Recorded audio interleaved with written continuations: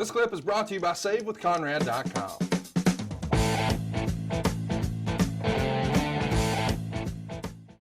Next up, we've got John Cena beating Chris Jericho in 14 minutes and 46 seconds to retain the WWE Championship. The finish came when Cena connected with the FU after reversing an attempted slam by Jericho, and the crowd was really split down the middle in their allegiance to Jericho and Cena. There's even dueling chants. Jericho appeared to have it won at about 12 and a half minutes when he put on the walls of Jericho, but Cena would struggle for the ropes and eventually break the hold after several anxious moments. Wade would say Jericho carried the match. The crowd's passionate response really made it feel like a major match, 3 3/4 stars. I agree. Even though this wasn't the main event, it felt like the main event. And I think this might be one of the first times we saw fans really turning on Cena. I really enjoyed this. Watching it back for the first time in 15 years, I think this was great shit. What'd you think? I thought, yeah, man, to me, it was a moment of just validation for Cena and being able to hang and have a great match with Jericho. Yes, the audience was, I don't know if they were pro Jericho, but you got that divide there. You got that polarization there. And they danced great together and had a hell of a showing in this regard. But again, Cena's reaction to everything and John's reaction to the crowd booing and cheering for Jericho told you right then, even though we would question it as years went on, he had it. He being Cena. The next night on Raw, Cena defeated Jericho, and as a pre-match stipulation, Bischoff fired Jericho for not getting the job done. So this is Jericho's swan song. He's going to be gone for 2 years before returning. How important do you think it is? And it feels like Jericho's kind of got this mastered or used to.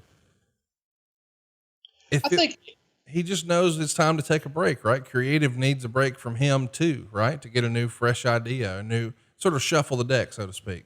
Look, that's if you have the ability to go away and come back and you've got something that you can do during that time and recharge your batteries, it's good for everybody involved. Sometimes it's not the most opportune time to do it, but it's good. I think it's good for everybody. Now, not everybody can recover and come back and get over to the extent they were before.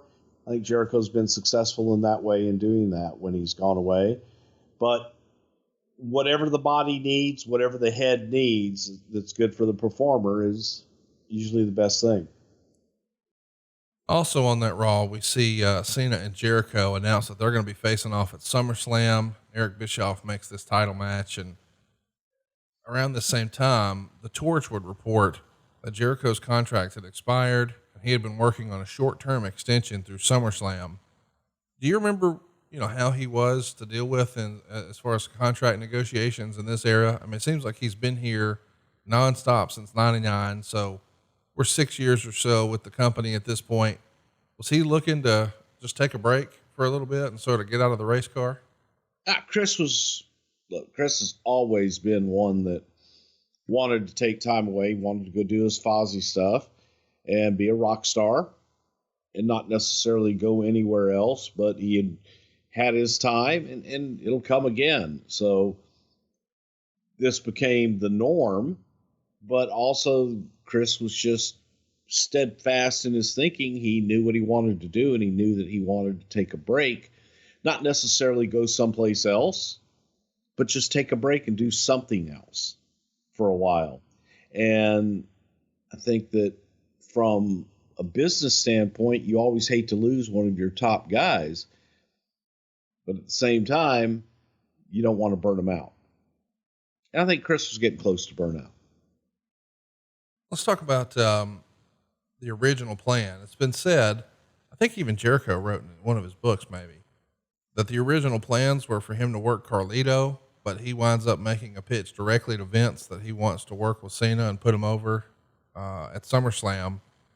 Do you remember that being the case? Maybe the original creative was a program with Carlito, but campaigning directly to Vince does the trick, and he's in the title shot with Cena?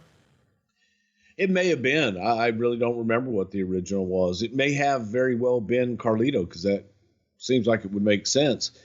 But the idea to put over Cena as he's on his way out made even more sense. So, Of course. that's an easy decision to make.